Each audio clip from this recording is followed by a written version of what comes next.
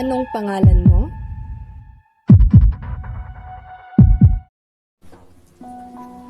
Maria de los Santos po. Ilang taon ka na? 13 years old po. May sakit na Tourette syndrome po. Hindi ka ba nahihirapang pumasok sa school?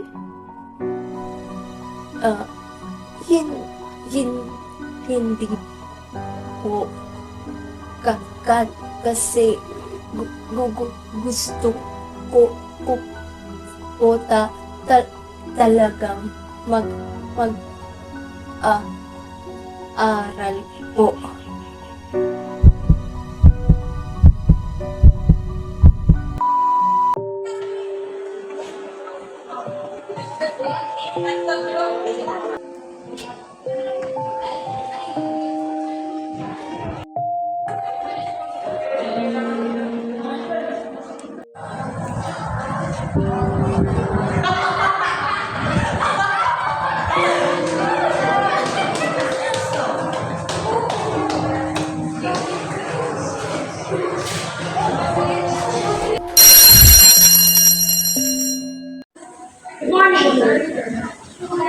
Good morning, teacher. Alright, okay class. Group yourself into 3 group for your activity. So, I'll give you 5 minutes. So, before I return, dapat kompleto na po kayo, okay? Yes, teacher.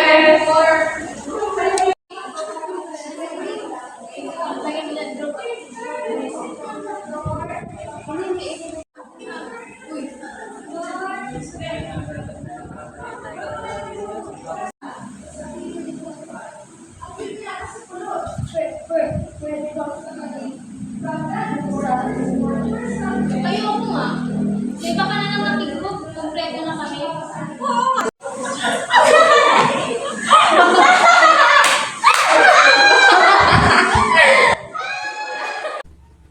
Minsan po ayaw ko na lang po pumasok kasi po pinupuli po kasi nila Sino mga nambubuli sa'yo? yung mga kaklase ko po. Mahigit sa 17.5 million na mga estudyante ang nakakaranas ng pambubuli sa kanilang mga eskwelahan. Sa pagdinig ng Senate Committee on Basic Education, ibinunyag din ni Senador Sherwin Gatchalian, chairman ng committee, ang nakakabahalang istatistika kung saan isa ang Pilipinas sa mga bansang may pinakamataas na bilang ng mga kaso ng pambubuli sa mga estudyante. Aminado naman umano ang DepEd na maaaring marami pang hindi naitalang bullying incident dahil sa kakulangan tulungan ng mga guidance counselor. Para naman umano maging safe ang mga bata sa bullying, ipinapasok sa kurikulum ang karapatan ng mga bata para maunawaan nila kung sila ay binubuli na at para alamin kung ano ang dapat gawin. Maaari mo bang ikwento ang nangyari nung araw na yon? Okay, nagkaroon mo na ba ang lahat? Yes, teacher. Si Maria po wala magpupagulog. Sino pa ang mga grupo dyan? Isingin niyo si Maria. Sino ng Maria?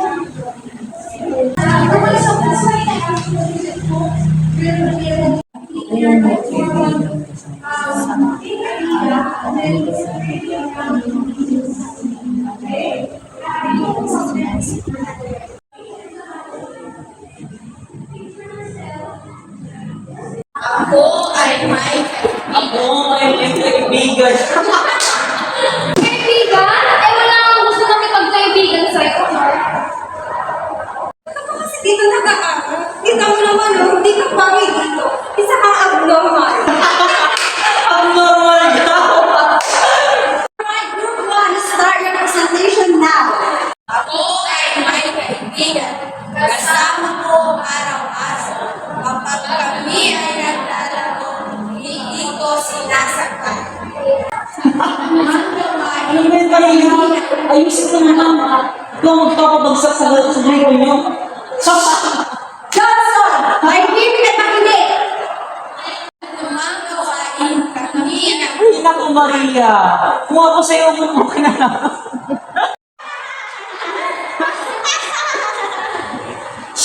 Johnson, tahimik ka. Kinig. Eh kasi naman, ang pangit na magsalita. Nagkatama ko yung mga grupo niya. Maria, huwag ka na nga lang pumasok. Sa bahay ka na lang.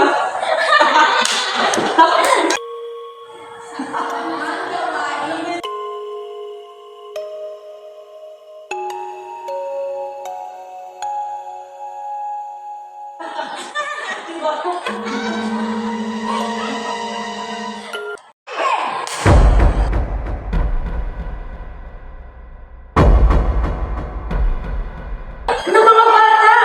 Nabigla lang si teacher. Huwag yung susubuhin kahit kanino, ha? Si teacher. Ano? Magsisipo ka? Sige! Bibigyan kita ng mababang grado. Hindi po, teacher. Oh, kayo? Magsusubo kayo? Hindi po, teacher.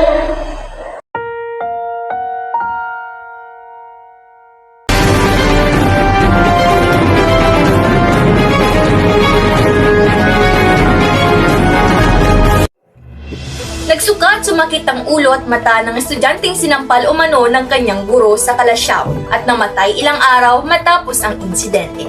Sabi ng ina ng bata ngayong Martes. Kwento ni May Bautista, ina ng grade 5 student na nasawi, nagsumbong agad sa kanyang anak matapos ang umano'y pananampal sa Sungkoy Elementary School.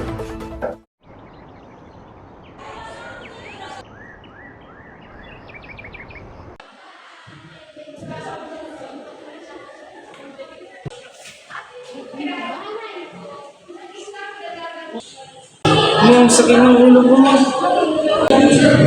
Ewan ko sa'yo, bata ka. Ano kasi ginawa mo? Mga kasi sinampalin ka ng teacher ko mo. Ewan ko sa'yo, pahala ka dyan. Dito tayo ngayon sa tahanan ng nasawing estudyante dahil umano sa pananampal ng kanyang guro. Ating nga alamin kung ano nga ba ang salaysay ng inang si May Bautista. Paano niyo po bang ikwento ko ano ang nangyari sa inyo? Pagdating niya po kasi galing school, nagsumbong siya sa akin. Sabi niya, Mama, sinampal ako ng teacher ko. Kasi habang nagpe-perform daw po kasi sila sa klase nila, tinawanan niya daw po yung kaklase niyang may kapansanan. Tapos yung teacher po, hindi na daw po nakapagtimpi. Ibinato niya daw po ng eraser yung anak ko. At hindi pa po siya nakontento. Sinampal niya po ang anak ko. Kaya nga po hindi ko talaga matanggap dahil Hindi ko po matanggap yung ginawa sa anak ko dahil sobra po yung pagsisisi ko dahil di ko po siya pinaniwalaan nung araw na nagsumbong po siya sa akin dahil nga po pulero po talaga yung anak kong iyon. Hindi ko po matanggap. Kaya gusto ko po sanang makulong po siya at mabigyan po ng hustisya ang nangyari sa anak ko.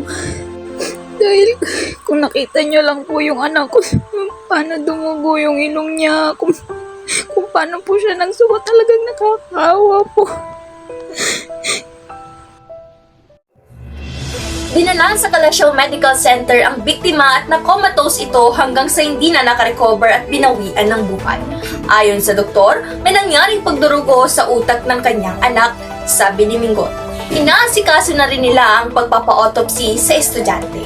Nakipag-ugnayan na rin aniya ang Department of Education matapos ang umano'y pananampal ng guro. Ito po si Christine Aquino, nag-uulat.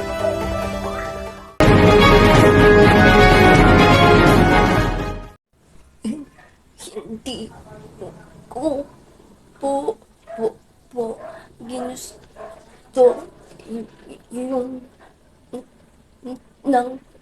nangyari kay Jan sa na po pati na ako kahit patay na po siya. Sa ilalim naman ng DepEd Child Protection Policy, nakapaloob ang Zero Tolerance Policy na ipinagbabawal na kahit anong klase ng pang-aabuso, pisikal man, sa pananalita, sexual o psikolohikal. Sa ilalim naman ng Revised Penal Code, maaari ring makasuhan ng gurong nananakit sa bata, kung saan maaari siyang ireklamo ng slander by deed kung ginawa niya ito para mapahiya ang bata sa mga klase. Ang mga lumalabag sa child abuse law ay maaaring makulong ng 6 na taon at 1 araw hanggang 8 taon.